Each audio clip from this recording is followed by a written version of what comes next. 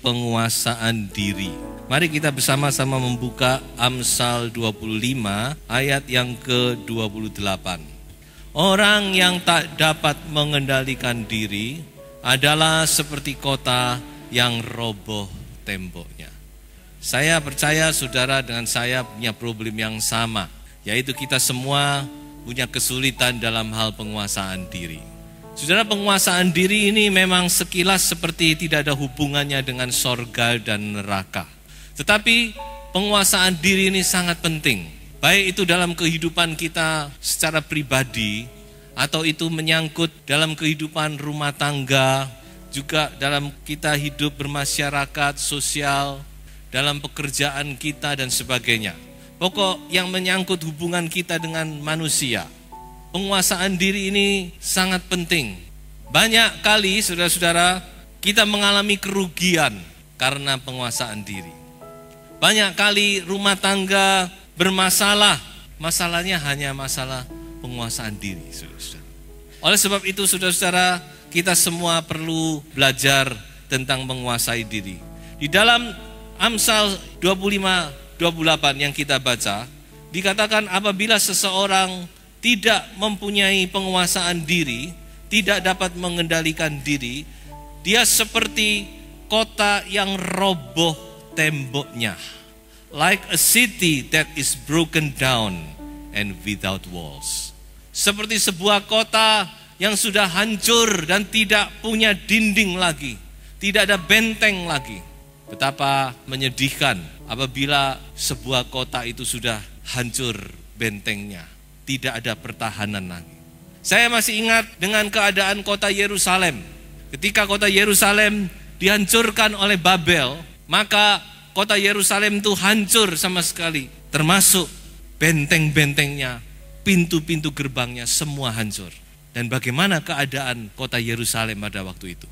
Mari kita sama-sama melihat sejenak di dalam Nehemia pasal 1 ayat 3.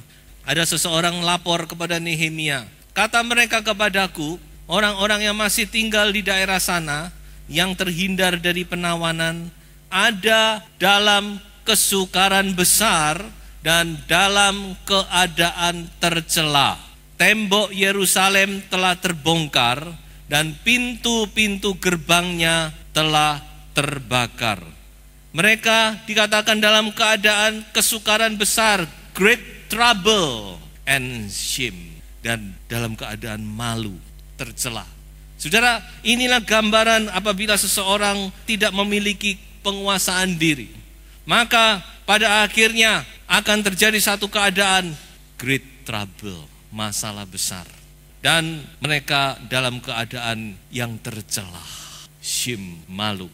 Nah, apa penguasaan diri itu? Penguasaan diri itu adalah satu kemampuan untuk kita mengontrol atau memerintah atau menguasai atau mengendalikan diri sendiri. Saya ada satu istilah yang dapat menggambarkan ini. Penguasaan diri adalah satu kemampuan untuk kita berkata tidak atau berkata cukup. Nah, ini kemampuan, saudara. Nah, kemampuan ini adalah pekerjaan Roh Kudus, tapi juga kita sendiri harus mau. Tidak bisa kita pasrahkan hanya Roh Kudus saja, tapi kita sendiri harus mau. Buktinya firman Allah berkata, kuasai dirimu.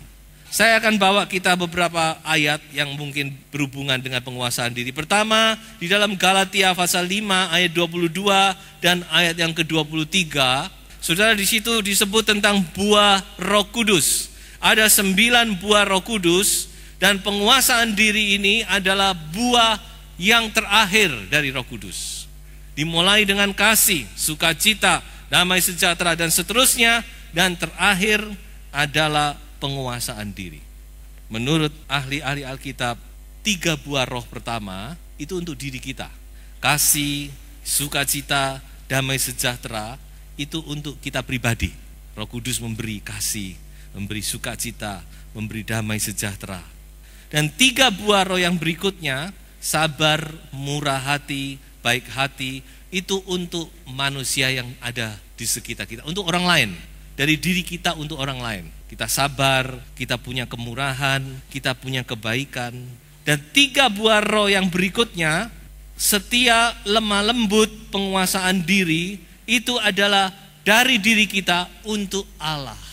Maka saudara-saudara, berarti penguasaan diri ini adalah satu persembahan kita bagi Tuhan. Setia, jelas Tuhan ingin kita setia, lemah lembut, punya kelembutan, dan punya penguasaan diri, saudara-saudara. Jadi kalau kita punya penguasaan diri, maka saya percaya Tuhan juga senang. Haleluya, amin saudara-saudara. Nah, sekarang saya akan bawa lagi saudara ke satu ayat di dalam 1 Korintus pasal 9 ayat 24 sampai ayat 27. Tidak tahukah kamu bahwa dalam gelanggang pertandingan semua peserta turut berlari, tetapi bahwa hanya satu orang saja yang mendapat hadiah? Karena itu larilah begitu rupa sehingga kamu memperolehnya. 25. Tiap-tiap orang yang turut mengambil bagian dalam pertandingan menguasai dirinya dalam segala hal. Mereka berbuat demikian untuk memperoleh suatu mahkota yang fana, tetapi kita untuk memperoleh suatu mahkota yang abadi. Sebab itu aku tidak berlari tanpa tujuan, dan aku bukan petinju yang sembarangan saja memukul, tetapi aku melatih tubuhku dan menguasainya seluruhnya, supaya sesudah memberitakan Injil kepada orang lain, jangan aku sendiri ditolak. Jelas, di sini Paulus sedang berbicara tentang penguasaan diri. Kalau saya simpulkan ayat-ayat ini, ada 3 kesimpulan tentang penguasaan diri, saudara. Yang pertama, setiap anak Tuhan, tidak terkecuali, kita semua harus punya penguasaan diri. Dalam ayat 25 dikatakan tiap-tiap orang. Jadi semua kita ini seperti orang yang sedang berlari, maka kita semua tanpa perkecualian harus punya penguasaan diri. Kesimpulan yang kedua, penguasaan diri itu sifatnya pribadi. Artinya apa? Tidak bisa diwakilkan dengan orang lain, tidak bisa diwakili oleh orang lain, tidak bisa diwakilkan kepada orang lain. Buktinya saudara-saudara, Paulus sendiri dia takut, jangan sampai aku ini tidak punya penguasaan diri. Padahal kita tahu dia rasul yang dipakai Tuhan. Dia mengajar banyak hal. Dia dipercayakan rahasia-rahasia firman Tuhan. Dia mengajar orang untuk menguasai diri. Tapi dia sendiri secara pribadi juga harus punya penguasaan diri. Tidak berarti lalu kalau dia bisa mengajar orang lain, lalu dia punya, belum tentu. Makanya dia berkata, aku sendiri menguasai diriku dalam segala hal. Pribadi, saudara sendiri, masing-masing butuh penguasaan diri. Dan kesimpulan yang ketiga, penguasaan diri itu sangat penting. Mengapa saudara-saudara? Karena berhubungan erat dengan keselamatan kita. Tadi kita sudah baca, jangan sampai aku memberitakan Injil, tapi aku sendiri ditolak. Ada satu was-was dalam kehidupan Paulus. Jangan sampai dia kehilangan segala perkara. Jangan sampai dia kehilangan upah. Jangan sampai dia kehilangan bahkan keselamatannya, karena dia lalai dalam penguasaan diri. Jadi penguasaan diri itu ternyata penting ya saudara. Dan di dalam 2 Petrus pasal 1, saudara baca di situ ada step-step yang harus dilampaui oleh orang percaya. Mulai dari iman sampai kepada kasih. Dan di tengah-tengahnya salah satu adalah penguasaan diri. Penguasaan diri di sini sebagai salah satu bahan, salah satu yang dibutuhkan sampai kita masuk kerajaan sorga. Itu dalam 2 Petrus pasal 1, nanti saudara bisa baca sendiri. Jadi inilah pentingnya penguasaan diri saudara-saudara. Nah sekarang kita baca di dalam 2 Timotius pasal 4 ayat 5. Kita mau lihat lebih jauh apa macam-macam penguasaan diri. Di dalam 2 Timotius 4 ayat 5, Paulus menasehatkan kepada Timotius, kuasailah dirimu dalam segala hal. Jadi bukan hanya 1-2 hal, tapi dalam segala hal, saudara-saudara. Nah sekarang kita mau lihat lebih detail lagi. Saya akan mengangkat 5 hal Tapi ini tidak keseluruhan, saudara-saudara. Ini ada 5 dari yang segala itu. Jadi segala itu jauh lebih luas dari 5. Tapi saya angkat 5 ini karena mungkin ini sangat berkaitan erat dengan kita. Yang pertama, kita menguasai diri dalam hal apa? Mulut. Mulut ini dalam hal appetite, nafsu makan, saudara-saudara. Amsal 25 ayat 16. Kalau engkau mendapat madu, makanlah secukupnya. Jangan sampai engkau terlalu kenyang dengan itu, lalu memuntahkannya. Dalam Amsal 23 ditaruh apa? Kalau menghadapi makanan yang lesat, taruh apa? Pisau. Ini bukan rahasia lagi, saudara. Banyak orang sakit karena makanan. Makanya pepatah Mandarin itu betul. Dikatakan apa? Ping jong goru. Penyakit itu datangnya dari mana? Dari mulut. Banyak kali, saudara, manusia itu sakit-sakitan karena makanan, saudara. Dan ini saya yakin bukan yang Tuhan kehendaki. Tuhan mau kita sehat, haleluya. Tuhan mau kita kuat untuk bekerja untuk Tuhan, untuk melayani Tuhan. Sebab itu saudara-saudara, pertama-tama coba kita belajar menguasai diri dalam hal makanan. Boleh makan, tapi jangan lupa makan secukupnya. Sebenarnya ayat tadi itu saudara-saudara, itu artinya dalam. Tuhan sudah memberi peringatan itu sampai dalam. Madu itu rasanya manis bukan? Kalau makan banyak manis, kenapa? Kena kencing manis. Kalau kencing manis terus gak diobati, akhirnya ngantem mana saudara-saudara? Ginjal. Kalau kena ginjal, orang itu jadi dalam keadaan yang namanya uremia. Ureanya tinggi dalam tubuh. Nah, salah satu gejala orang yang kena uremia itu mual terus, saudara. Jangan makan banyak madu, nanti engkau akan memuntahkannya. Ilmu kedokteran belum sampai di sini, Tuhan sudah tahu, saudara. Sekarang yang kedua, kita lihat penguasaan diri dalam hal apa? Yang kedua yaitu dalam hal mata, pandangan kita. Mata ini seringkali membawa kita dalam dosa, terutama mata pria. Ini adalah kenyataan, saudara-saudara. Kaum pria banyak lemah di mata. Dan saya mau katakan bahwa di akhir zaman ini, mata ini adalah salah satu organ tubuh yang dipakai luar biasa oleh iblis untuk menjatuhkan iman anak-anak Tuhan. Mulai dari anak muda, remaja, bahkan tunas remaja, jangan main-main. Bahkan SD sudah dirasuk oleh iblis lewat mata. Ada hal-hal yang tidak boleh, belum waktunya ditonton, iblis sudah sodorkan. Dan itu begitu mudah. Siapa yang bisa melarang mata memandang? Jadi kita harus ekstra waspada. Tapi bukan hanya kepada anak-anak SD, remaja, bahkan orang-orang tua. Kita berpikir kalau sudah menikah pasti sudah tidak macam-macam. Siapa bilang, saudara-saudara? Banyak karena mata akhirnya jatuh. Karena mata akhirnya rumah tangga hancur. Karena mata kehidupan hancur. Jangan main-main. Dan itu Tuhan Yesus sudah peringatkan. Mari kita baca Matius 18 ayat 9. Dan jika matamu menyesatkan engkau, cungkillah dan buanglah itu. Karena lebih baik bagimu masuk ke dalam hidup dengan bermata satu daripada dicampakkan ke dalam api neraka dengan bermata dua. Tuhan sudah tidak main-main, Tuhan sudah peringatkan keras sekali. Jadi saudara-saudara, kita harus berhati-hati. Lalu kita kembali kepada firman Tuhan. Banyak tokoh-tokoh Alkitab yang dipakai Tuhan luar biasa jatuh karena mata. Simpson, Daud jatuh karena mata. So itu kuasai diri, kuasai mata kita ini. Lihat hal-hal yang baik, yang berkenan kepada Tuhan. Ayub punya satu komitmen yang sangat baik. Dalam Ayub 31 ayat 1, aku telah menetapkan syarat bagi mataku, atau di dalam terjemahan lain, aku sudah berjanji dengan mataku, masakan aku memperhatikan anak dara, artinya not to look lustfully at a girl. Aku sudah berjanji dengan mataku untuk tidak melihat gadis dengan penuh nafsu.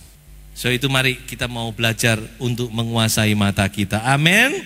Oke, yang ketiga, lidah. Kalau tadi saya bicara tentang mulut maksudnya makanan, kalau sekarang saya berbicara tentang perkataan, lidah. Kalau ini yang banyak keliru itu kaum wanita. Memang kaum wanita itu kalau tidak ngomong itu nggak bisa. Dikatakan Yakobus pasal 3 ayat 2, Apa yang dikatakan di sini, saudara-saudara? Ternyata kita ini banyak salah dalam hal perkataan. Sebab kita semua bersalah dalam banyak hal. Barang siapa tidak bersalah dalam perkataannya, ia adalah orang sempurna yang dapat juga mengendalikan seluruh tubuhnya. Jadi saudara-saudara, dikatakan kita ini banyak salah, terutama dalam perkataan, karena memang kita belum sempurna. Jadi tidak apa-apa, salah ngomong itu ya masih bisa dimaklumi. Karena memang belum sempurna. Dikatakan orang yang sempurna itu dia bisa mengendalikan lidahnya. Tapi kita belum sempurna. Jadi kita bisa salah ngomong, nanti malam bisa salah ngomong, besok bisa. Tapi ada istilah bahasa Jawa gini, ngono ya ngono, yen ojo ngono, gitu. Artinya ojo nemen-nemen, saudara ya. Memang kita bisa salah, banyak salah, ngomong juga salah.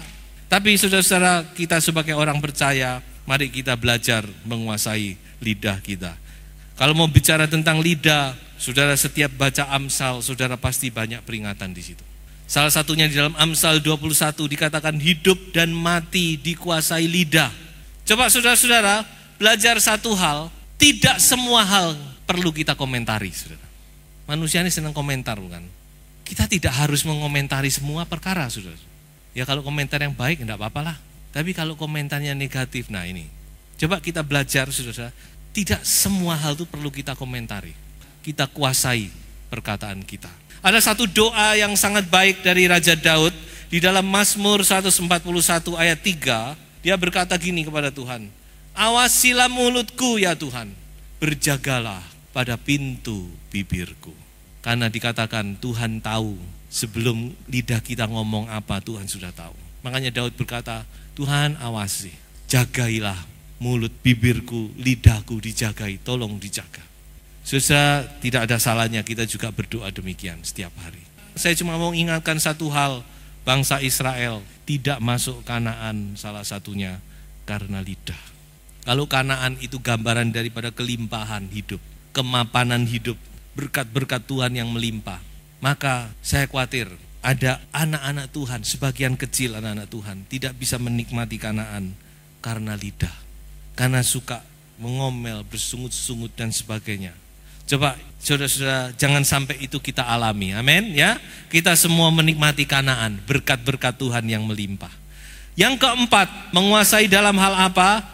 Emosi juga perlu kita kuasai. Nah, saya mau tanya kepada saudara-saudara, anak Tuhan boleh marah apa enggak? Siapa bilang anak Tuhan enggak boleh marah? Boleh. Ya, Tuhan Yesus pernah marah enggak? Pernah. Dia bikin pecut, saudara-saudara. Dia mengusir orang-orang yang di dalam bait Allah. Dia marah besar. Cuma ada satu hal, kalau mau marah boleh, saudara. Nanti saudara mau marah, misalkan ada emosi saudara ingin marah, saya katakan boleh, tapi cuma satu syarat, ditunda 24 jam. Amsal 17 ayat 27. Orang yang berpengetahuan menahan perkataannya, orang yang berpengertian berkepala dingin. Terakhir, Amsal 20 ayat 3. Nah ini yang saya katakan tadi, terhormatlah seseorang jika ia menjauhi perbantahan, tetapi setiap orang bodoh membiarkan amarahnya meledak. Jadi saudara-saudara coba ditunda ya, kemarahan ditunda. Seringkali kalau kita bisa menunda satu hari saja, itu sudah lain. Kalau tadinya 100 derajat, besok cuma tinggal ya 30 derajat. Kan enak toh. Nah coba saudara kita belajar.